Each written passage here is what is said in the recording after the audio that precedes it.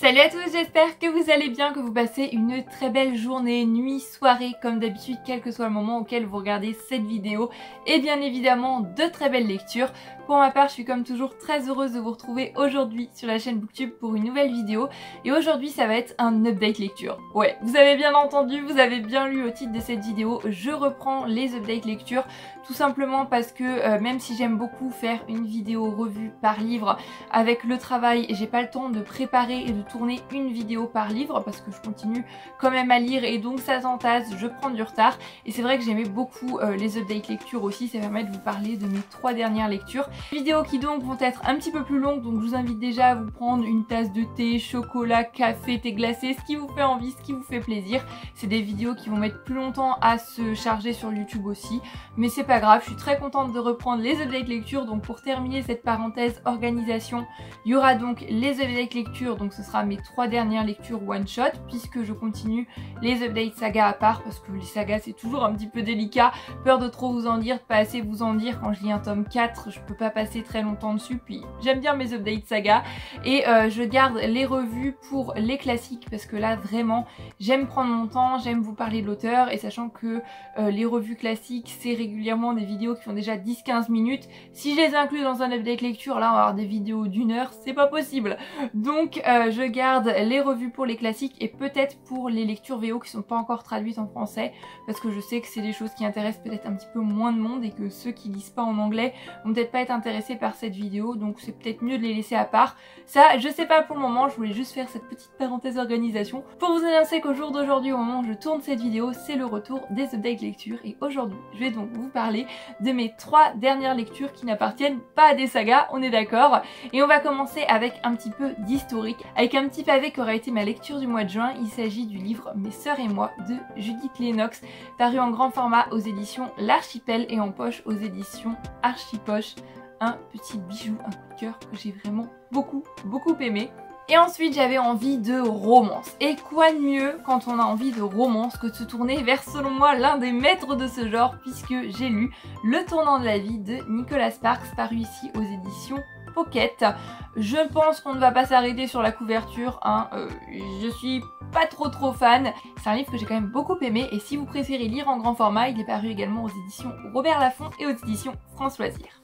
Et pour terminer, j'ai lu un tout petit livre qui en plus de ça est écrit assez gros, ça s'est dévoré en 1 ou 2 journées, mais j'ai beaucoup aimé également retrouver la plume de l'auteur que j'avais découverte avec Un aller simple que j'avais dû lire pour le lycée.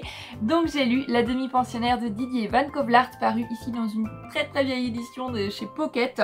Il est abîmé ici et le prix derrière est encore en francs. Donc voilà, ce livre a quelques années, ça fait un petit moment qu'il était dans ma palle, je l'ai sorti, je l'ai lu, j'ai hâte de vous en reparler. Et pareil, si vous préférez lire en grand format, il est paru aux éditions Albin Michel.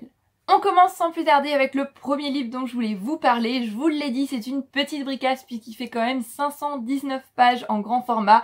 Il s'agit du livre Mes sœurs et moi de Judith Lennox. C'est un livre dont j'avais trouvé le début assez lent. Je me suis dit oh là là, c'est long, puis c'est quand même un sacré bricasse. Si c'est comme ça tout du long, je suis pas vraiment sûre d'apprécier. Et finalement, c'est un immense coup de cœur. J'ai juste adoré, j'ai hâte de vous en reparler et exceptionnellement, je vais pas vous lire la 4e de couverture et je vous invite vraiment à ne pas la lire parce que j'ai trouvé qu'elle était juste bien trop spoilante et j'aurais bien aimé ne pas l'avoir lue, avoir de la surprise.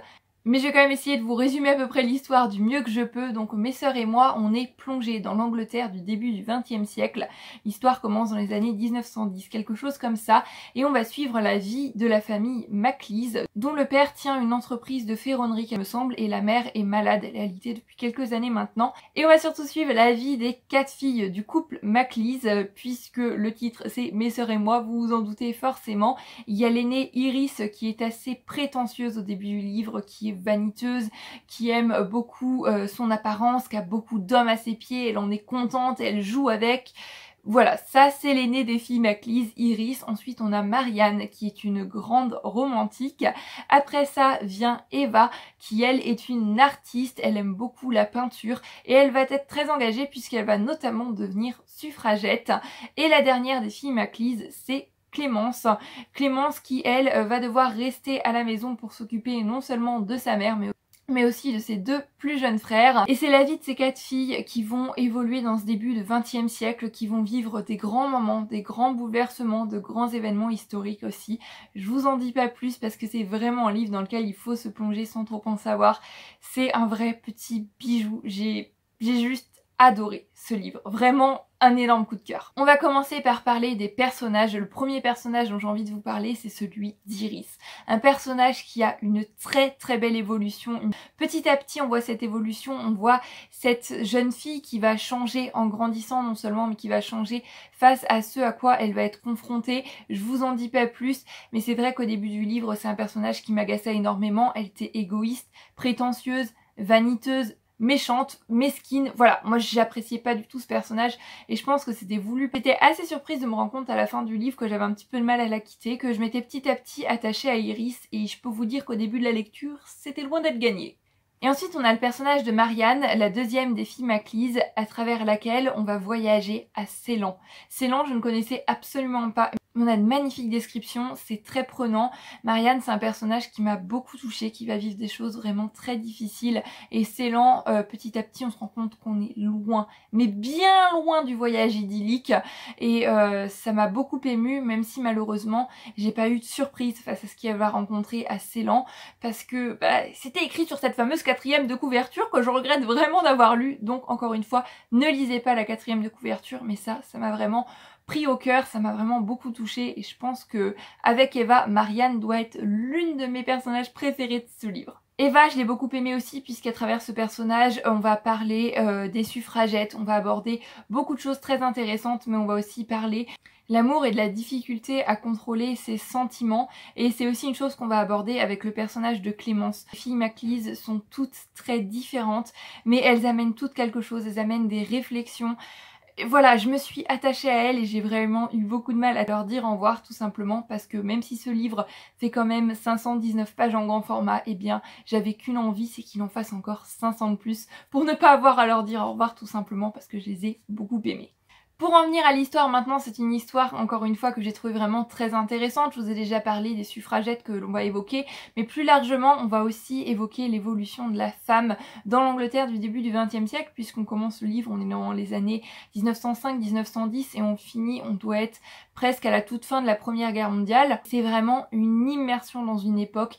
Il y a tellement de thèmes, tellement de choses qui sont abordées dans ce livre, il est vraiment très riche et rien que pour ça je ne peux que vous le recommander.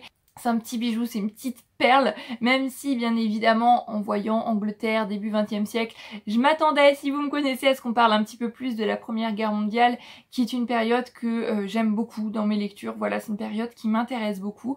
On n'en parle pas autant que je le pensais, mais les passages qui se passent pendant la Première Guerre mondiale, il y en a qui m'ont vraiment pris au cœur.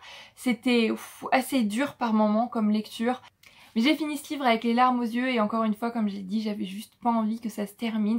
C'est un livre que je verrais vraiment très bien adapté en série ou au cinéma. En bref, énorme coup de cœur pour Mes sœurs et moi de Judith Lennox, je ne peux que vous le recommander si vous aimez les histoires de famille, si vous aimez l'historique, si le début du XXe siècle est une période qui vous passionne, et même si ça vous passionne pas forcément, je vous invite chaudement à découvrir ce livre parce que waouh, tout simplement.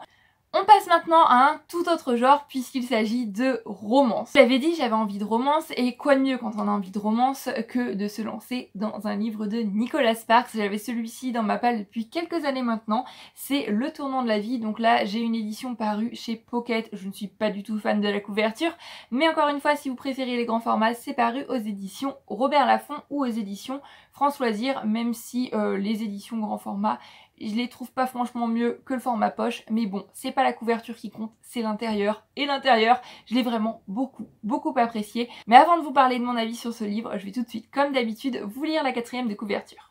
Sur une petite route de campagne, par une chaude nuit d'été, Miles Ryan a perdu la femme qu'il aimait. Percutée par un chauffard qui a pris la fuite, elle a été laissée pour morte sur le bas-côté. Depuis, Miles ne vit que pour se venger. Ses fonctions de shérif lui permettent de mener l'enquête, au risque de compromettre sa carrière tant il y met d'acharnement. Jusqu'au jour où il rencontre Sarah. Avec elle, il découvre que peut-être il pourra reconstruire sa vie et rendre le sourire à son jeune fils Jonah. Peut-être seulement, car la jeune femme détient sans le savoir le nom du meurtrier. Voilà, en lisant cette 4e de couverture, j'avais l'impression qu'on allait avoir une romance, mais aussi une espèce de petite enquête, un petit peu de suspense, un petit peu de mystère. Et c'est ce que j'ai eu avec ce livre. C'était une lecture qui était vraiment très addictive. J'ai lu en 2-3 jours, il est pas très épais, mais ça se dévore. Les personnages sont terriblement attachants. Je pense notamment à Jonah, le petit garçon, le fils de Miles. Oh, il a fait fondre mon cœur, c'est un personnage que j'ai beaucoup aimé, mais j'ai aussi beaucoup apprécié les personnages de Miles et Sarah qui m'ont apporté beaucoup d'émotions et le deuil qui est un sujet qu'on va aborder à travers ces deux personnages. Un deuil différent puisque à travers le personnage de Miles, on va évoquer la perte de sa femme, le deuil de la personne que l'on a aimée et que l'on aime toujours. Et à travers le personnage de Sarah, je ne vous dis rien puisque ce n'est pas dit sur la 4e de couverture, je ne veux pas vous spoiler, mais c'est un sujet très important, c'était très bien traité aussi et c'était très bien amené. Je trouvais ça très intéressant, très beau, ça a su me toucher en plein cœur, l'écriture de Nicholas Sparks a encore fonctionné, pour moi c'est vraiment une référence dans le genre et ça fonctionne à tous les coups.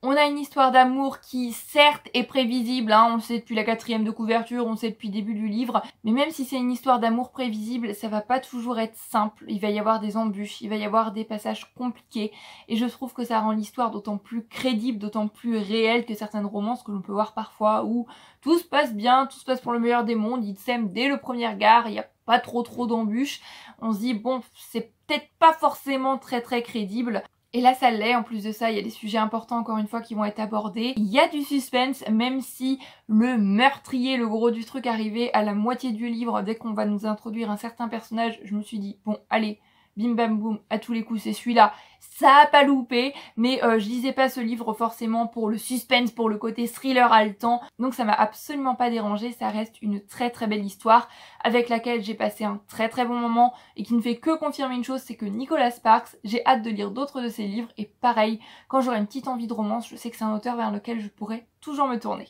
Et on termine ce retour des updates lecture avec le dernier livre dont je voudrais vous parler aujourd'hui. Il s'agit du livre La demi-pensionnaire de Didier Van Kovlart. C'est un auteur que j'ai découvert au lycée puisqu'on devait lire un aller simple, j'étais en seconde il me semble, quelque chose comme ça, et je crois que c'est un livre qui a reçu un prix, un livre que j'avais beaucoup apprécié, j'avais beaucoup aimé le style, j'avais beaucoup aimé la plume de Didier Van Kovlart, et donc j'avais pris ce livre dans un magasin de charité, quelque chose comme ça. Il est resté dans ma palle, je l'ai pas sorti pendant quelques années, et il y a quelques semaines je me suis dit bah j'ai bien envie de lire un livre de Didier Van Kovlart, j'en ai un dans ma palle, c'est l'occasion, il est tout petit, c'est écrit vraiment trop, ça va se lire tout seul. Je l'ai lu en 2-3 jours et avant de vous en parler un petit peu plus, je vous lis tout de suite la 4e. Que faire lorsqu'on tombe amoureux d'une jeune femme au cours d'un déjeuner et qu'on découvre au dessert qu'elle se déplace en fauteuil roulant? Hélène est lion, ascendant lion, championne de voltige aérienne. C'est la fille la plus sexy, la plus joyeuse et la moins facile que Thomas ait jamais rencontrée. Arrachée à sa routine, malmenée, envoûtée par cette demi-pensionnaire qui l'initie à la vraie liberté, il comprendra au bout du compte que c'est lui qui vivait comme un infirme. Et qu'une femme assise, parfois, peut aider un homme à se relever. Prix Goncourt 94 pour un aller simple, Didier Van Kovlart nous offre ici un roman d'amour fou, drôle et tendre, salué par la critique comme une de ses grandes réussites. J'étais très contente de retrouver la plume de Didier Van Kovlart, j'ai passé un très bon moment de lecture, mais c'est pas un livre qui va rester très mémorable pour ma part, c'est pas un livre qui va rester dans ma mémoire pendant des semaines et des semaines je pense. Même pas mal de petits points positifs, notamment le personnage d'Hélène qui est un personnage que j'ai vraiment beaucoup aimé, j'ai beaucoup aimé sa vision de la vie. Il y a de très beaux messages qui sont passés par l'auteur à travers ce livre. C'est une très belle histoire d'amour aussi, mais je parle là d'amour avec un grand A. On va aussi aborder l'amour familial et on va aborder autre chose, une chose que je trouve très importante, le fait que l'on peut aimer quelqu'un avec cet amour fort, cet amour familial, sans pour autant qu'on ait de lien de sang, sans pour autant que l'on ait de lien biologique, et j'ai trouvé que c'était très bien abordé dans ce livre. Par-dessus tout ça, on peut saupoudrer un petit peu d'humour. Mais c'est des passages qui m'auront vraiment fait sourire sans pour autant que je ris aux éclats. Il y a des petites touches qui font du bien, qui apportent le sourire et ça c'est toujours top. Le seul petit point négatif que je pourrais dire à ce livre, c'est qu'il est vraiment très court et à la fin tout se précipite et je trouve la fin un petit peu brouillon. J'aurais aimé plus de précision sur certains aspects. Le comment ils se sont retrouvés là finalement, j'ai l'impression que l'auteur nous livre sa dernière page, il nous dit un peu bah à toi d'imaginer ce que tu veux, débrouille-toi pour essayer de comprendre tout ça. Mais voilà, j'ai passé un bon moment de lecture, je lirai sûrement d'autres livres de Didier Van Kovlart à l'occasion parce que j'aime bien son style, j'aime bien sa plume, après lequel ce sera je sais pas. Quand est-ce que ce ce sera, je ne sais pas non plus. Mais je pense qu'en lecture de plage, l'été, sur le balcon, ça reste une lecture quand même assez sympa. Voilà, j'en ai terminé pour cette update lecture. Ça me fait vraiment très bizarre de vous refaire une vidéo update lecture dans laquelle je vous parle de 3 livres sans que ce soit des sagas. Mais j'espère quand même que ça vous aura plu. En attendant la prochaine vidéo, comme d'habitude, je vous fais à tous plein de bisous. Je vous souhaite bien sûr de très belles lectures. Et pour ma part, je vous dis à bientôt sur la chaîne Booktube pour une nouvelle vidéo. Prenez grand soin de vous. Bye bye!